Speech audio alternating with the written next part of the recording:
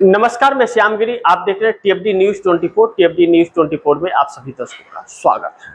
Bharatiya Janata party की सरकार मोदी की इस वक्त बहुत संकटों के दौर से गुजर रही है।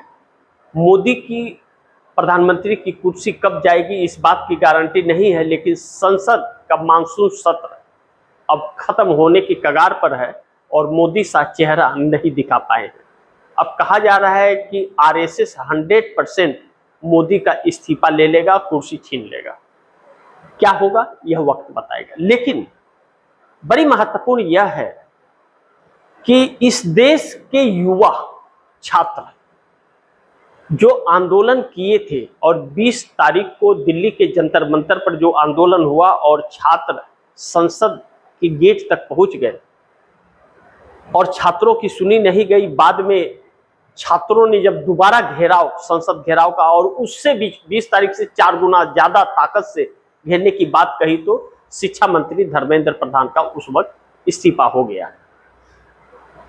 अब इस वक्त कहां है वह, उसकी खबर ही नहीं है, उसकी खबर चल नहीं रही है। लेकिन बड़ी महत्वपूर्ण यह है कि सरकार को लेकर के चिंतित आरएसएस हो गया है और आरएसएस अब मोदी शाह के इस्तीफे की बात कर रहा है, लेकिन साथ ही साथ बात योगी आदित्यनाथ की भी चल रही है। यह सब डैमेज कंट्रोल करने के लिए किया जा रहा है कि जो डैमेज हो गया है, जो छवि खराब हुई थी, उसे थोड़ा सा एक समन्वय बनाया जाए। लेकिन मोदी और अमित शाह इतनी आसानी से छोड़ने वाले तो नहीं है। ऐसा नहीं लगता कि इनके अंदर इंसानियत नाम की कोई चीज बची है, ऐसा कुछ भी इनके अंदर है नहीं। लेकिन बड़ी महत्वपूर्ण यह है कि मोदी फंसते ही जा रहे हैं और मोदी के वजीर जो हैं, चाणक्य कहे जाने वाले अमित शाह, उनका गुब्बारा से हवा निकल रहा है। राहुल गांधी ने जिस तरह से पूरे प्लान पर पानी फेर दिया भारतीय जनता पार्टी के, इसकी कल्पना भी कभी भारतीय जनता पार्टी ने नहीं की होगी कि इस कदर कांग्रेस हावी हो जाएगी।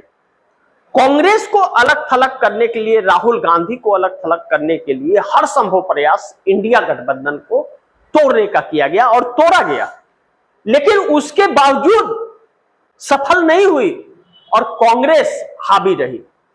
राहुल गांधी का छात्रों के साथ संवाद एनडीए गठबंधन और मोदी शाह के लिए बहुत ही बड़ा संकट है। और अब परिस्थितियां यह आ गई कि भारतीय जनता पार्टी के अंदर भी मोदी और शाह को लेकर के एक अलग ही राय उत्पन्न होती हुई नजर आ रही है कि वह अब अंत की दिशा में जा रही है भारतीय जनता पार्टी। यह तो बहुत बड़ी समस्या हो गई कि अब 240 सांसद हैं, उन सांसदों में अगर आवाज गूंजेगी, वह सांसद ही उनके साथ नहीं रहेंगे तो सरकार क्या खाक बचेगी। यहां आकर के मोदी फंस जाते हैं।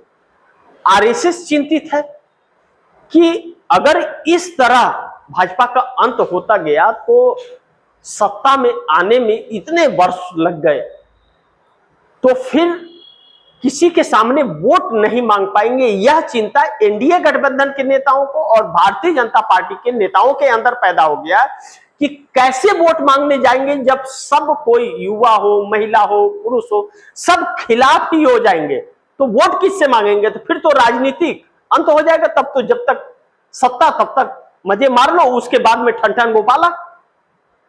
इस चिंता में यह डूबे हुए हैं। लेकिन मोदी सरकार के अंडर 10 लाख सरकारी पदें खाली हैं इस वक्त, कहा जा रहा है। तो 10 लाख सरकारी पदें खाली हैं तो वह 10 लाख सरकारी पदें क्यों नहीं भरी जा रही हैं, यह सवाल उठ रहा है। छात्र रोजगार के लिए परेशान हैं और 2 करोड़ युवाओं को आपने हर साल रोजगार देने के लिए बोला था। 12.5 साल में 25 करोड़ मिलना चाहिए और 10 लाख दे नहीं रहे हो आप। 25 करोड़ देने के लिए आपको देना बनता है क्योंकि 2 करोड़ हर साल बोले थे और 10 लाख बचा है तो वो 10 लाख दे नहीं रहे हो। 25 करोड़ की तो बात ही अलग है। यानी कि बेरोजगारी बढ़ रही है लेकिन रोजगार देकर उन्हें सैलरी देने के लिए पैसे नहीं है, इसलिए कि यह अपने प्रचार प्रसार में सारे पैसे खर्च कर रहे हैं। ढंड कमंडल में, चेहरा फेस वॉश में सब खत्म कर रहे हैं लोग। अब मोदी 6,000 7,000 करोड़ रुपए का साल में खर्चा करेंगे, योगी 6,000 करोड़ का करेंगे, बाकी के मंत्री करेंगे, अपने ही प्रचार में सारा पैसा खत्म करेंगे, तो तनख्वाह कहां से देंगे, कहां से नौकरी लाएंगे? तो अपने चेहरे के लिए अपने एडवर्टाइज में खर्च कर रहे हैं, नौकरियां उसी तरह है, उसको देने के लिए पैसा नहीं।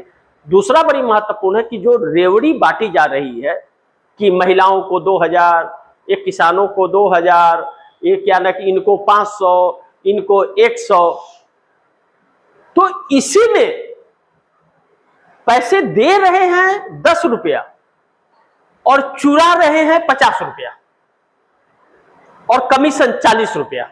समझिए 100 रुपया निकाले कि महिलाओं को देना है,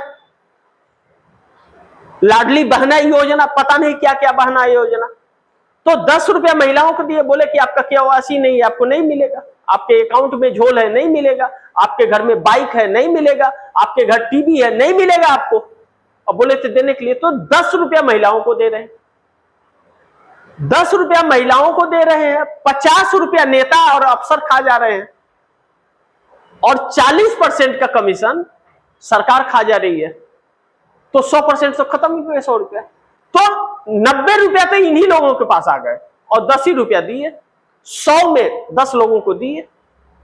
तो यह जो है तो सब तो नेता ही खा पी करके खत्म कर दे रहे हैं, तो मिलेगा कहां से? तो इनके पास कर्ज का दायरा बढ़ता जा रहा है, और कर्ज का दायरा बढ़ता जा रहा है और लोगों की व्यथा बढ़ती जा रही है, बेरोजगारी बढ़ती जा रही है।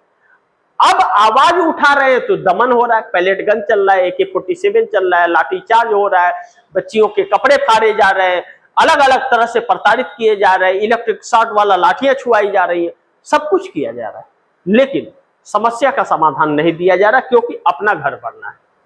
तो एनडीए गठबंधन के सहयोगी दलों को भी, चाहे नीतीश हो, नायडू हो, सब लूट खसोट में व्यस्त है, और जब लूट खसोट में व्यस्त है तो सरकार भी मस्त है। लेकिन अब जब वोट बैंक की बात आई है, यह आई है कि वोट नहीं मिलेगा, वोटर्स अलग साइड में जा रहे हैं, तो चुनाव आयोग की और इन नेताओं की बैंड बजने लगी। चुनाव आयोग इसलिए परेशान है कि यह अगर जंजीर वहां खड़ा हो गया वोटिंग के वक्त और काउंटिंग के वक्त, तब कैसे खेल करेंगे, कैसे खेल करेंगे? तब तो यह चले जाएंगे तो सब कुछ लाइन में लग जाएंगे। राहुल गांधी बार बार चेतावनी दे रहे हैं कि छोड़ूंगा किसी को नहीं, तो वोट भी नहीं पड़ पाएगा, वोट डकैती भी नहीं हो पाएगा, तो SIR का क्या मतलब रहेगा? और फोर्स का जो यह बंगाल के अंदर किए, अब इस बार चुनाव में नहीं कर पाएंगे, क्योंकि युवा वहां गांव में भी पोलिंग बूथ पर रहेंगे, काउंटिंग में भी रहेंगे, और ईवीएम रखाने में भी रहेंगे, सीरियल नंबर मिलाने में भी रहेंगे, ऐलान कर दिया है।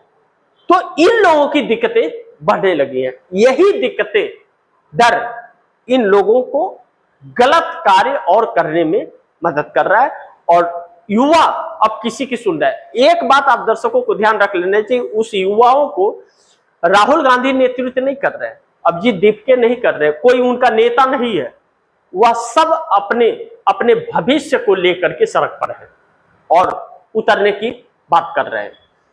जो उनकी बात करेगा और जो उनके साथ खड़ा दिखेगा, जो उनके लिए लड़ता हुआ दिखेगा, उसके साथ वह खड़े होंगे, जो नहीं दिखेगा उसको छोड़ देंगे, वह उसे कोई फायदा नहीं। तो भारतीय जनता